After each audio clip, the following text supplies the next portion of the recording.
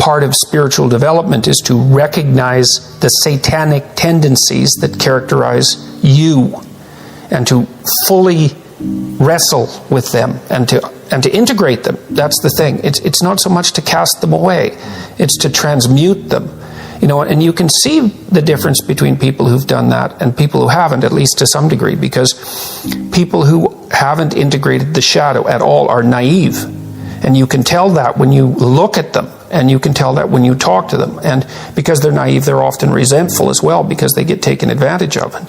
And someone who's integrated that more, they're dangerous in the martial arts sort of way, which is they're dangerous, but they don't have to use it, because their presence radiates implicit potential for havoc, and that's really necessary. It's one of the things that gives people self-respect. If you're harmless, you're not virtuous. You're just harmless. You're like a rabbit. A rabbit isn't virtuous. It just can't do anything except get eaten. It's not virtuous. If you're a monster and you don't act monstrously, then you're virtuous. But you also have to be a monster. Well, you see this all the time. Harry Potter's like that too. It's like he's flawed, he's hurt, he's got evil in him. He can talk to snakes, man. He breaks rules all the time. All the time. He's not obedient at all. But, you know, he has a good reason for breaking the rules. And if he couldn't break the rules, him and his little clique of rule-breaking, you know, troublemakers, if they didn't break the rules, they wouldn't attain the highest goal. So it's very peculiar, but it's a very, very, very, very common mythological notion. You know, the hero has to be a monster, but a controlled monster. Batman is like that, you know. I mean, it's everywhere. It's the story you always hear. If you're going to be a fighter, you have to want to win, and you have to want to hurt people. I mean, not for the sake of hurting them. That's what makes you different than an evil person. But you have to have that capacity. You have to develop that. And, you know, that's the step on the way to enlightenment, weirdly enough, because that isn't what people think. People have been fed this diet of pablum, rights and impulsive freedom, for so long. There's just an absolute starvation for the other side of the story. There are no rights, technically speaking, without responsibilities. And all we've had for 60 years is a dialogue about rights. Well, that leaves a hole on the other side of the story. And it's a hole that's in people's hearts, essentially. Because responsibility, well, perhaps that's not more important than rights. Like I said, they're part and parcel of the same formula. But it's in responsibility that most people find the meaning that sustains them through life. It's not in happiness. It's not in impulsive pleasure. Those things blow away at the first ill wind. But to adopt the responsibility for your own well-being and to try to put your family together and to try to serve your community and to try to seek for eternal truths and to live them, that's the sort of thing that can ground you in your life enough so that you can withstand the difficulty of life. And when you tell people that, especially when you include yourself in the audience, let's say, and you're not finger waving from above, then everyone knows that it's true. There's been this attempt to identify masculine competence and power, let's say, but mostly competence with tyranny, and that's very, very hard on young men. It's also hard on young women, for that matter, but it's very helpful for people to hear that they should make themselves competent and dangerous and take their proper place in the world, because it's the alternative to being weak. And weak is not good. The people who shoot up the high schools, they're weak. They're weak. And life is a very difficult process, and you're not prepared for it unless you have the capacity to be dangerous. That doesn't mean that you should be cruel. It doesn't mean any of that. There's a statement in the New Testament, the meek shall inherit the earth. But the meek isn't well translated. It means something more like, those who have swords and know how to use them but keep them sheathed will inherit the world. That's a way better way of thinking about it. You have to be powerful and formidable and then peaceful, in that order, right? And that's not the same as being naive and weak and harmless, which is what young men are being encouraged to be. It's like, that's a very bad idea. It's a very bad idea, because naive, weak, and harmless means that you can't withstand the tragedies of life. You can't bear any responsibility. You'll end up bitter. And when you get bitter, then you get dangerous. You don't treat adult men as if they're infants. But the young men really need to hear this more, I think, is that you should be a monster. You know, because everyone says, well, you should be harmless, virtuous. You shouldn't do anyone any harm. You should sheath your competitive instinct. You shouldn't try to win. You know, you don't want to be too aggressive. You don't want to be too assertive. You want to take a back seat and all of that. It's like, no. Wrong. You should be a monster, an absolute monster, and then you should learn how to control it. Someone who is incapable of cruelty is a higher moral being than someone who is capable of cruelty. And I would say, and this follows Jung as well, that that's incorrect, and it's dangerously incorrect, because if you are not capable of cruelty, you are absolutely a victim to anyone who is.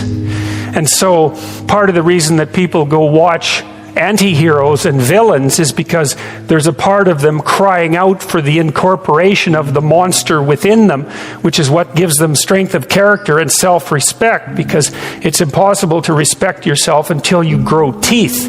And if you grow teeth, then you realize that you're somewhat dangerous, or maybe somewhat seriously dangerous, and then you might be more willing to demand that you treat yourself with respect and other people do the same thing. And so that doesn't mean that being cruel is better than not being cruel. What it means is that being able to be cruel and then not being cruel is better than not being able to be cruel. Because in the first case, you're nothing but weak and naive. And in the second case, you're dangerous, but you have it under control. And you know, a lot of martial arts concentrate on exactly that as part of their philosophy of training. It's like, we're not training you to fight.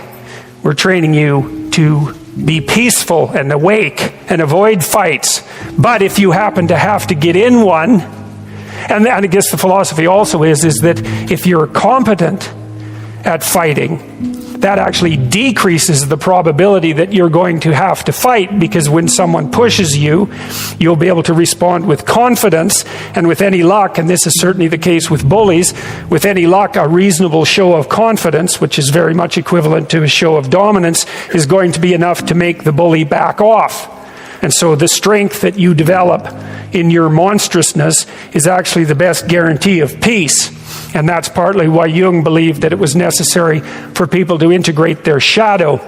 And he said that was a terrible thing for people to attempt, because the human shadow, which is all those things about yourself that you don't want to realize, reaches all the way to hell. And what he meant by that was, it's through an analysis of your own shadow that you can come to understand why other people are capable, and you as well, of the sorts of terrible atrocities that characterized, let's say, the 20th century. And without that understanding, there's no possibility of bringing it under control.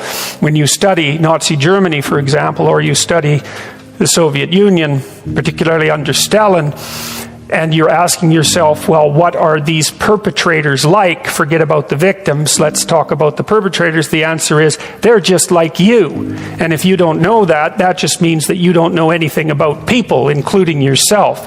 And then it also means that you have to discover why they're just like you. And believe me, that's no picnic. So that's enough to traumatize people, and that's partly why they don't do it. And it's also partly why the path to enlightenment and wisdom is seldom trod upon, because if it was all a matter of following your bliss and doing what made you happy, then everyone in the world would be a paragon of wisdom. But it's not that at all. It's a matter of facing the thing you least want to face. This is an interesting thing about the integration of the shadow, because recognizing yourself as the locus of evil, let's say, actually, in some sense, gives you far more respect for yourself, strangely enough, because the same respect that you might have for a wild animal or even a monster. So then maybe you learn to treat yourself differently. Like, I think this is particularly true with regards to the discipline of children. You know, if you know that you're a monster, and that will manifest itself in your life, consciously or unconsciously, and if it's unconsciously, it's not good, then you become better at disciplining children. And the reason for that is that you don't want to expose them to your dark side. And so if they behave and don't provoke you, which means they'll also behave for other people, then the monstrous part can stay in abeyance, and then that's great.